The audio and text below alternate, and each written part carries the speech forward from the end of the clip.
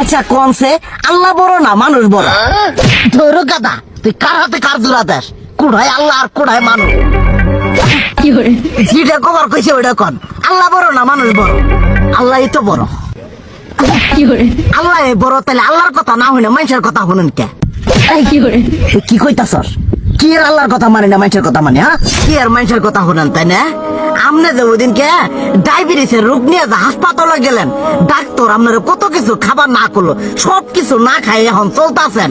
তাহলে আল্লাহ যে আপনারে কইছে যে হারাম খাবার না, সুদ খাবার না, কই আপনি তো কাম কাজ বাদ দিয়ে এলাকার আমাদের টাকা পয়সা না গায়ে খালি ওইলে দিয়েই খান, নিজেরা টেও হালাল ভাবে কামাই করেন না, ওই সুদও তো না করে টাকা করে লাভ আহে ওইলে দিয়ে দিয়ে চলেন আর পেটটা বড় বানাইছেন।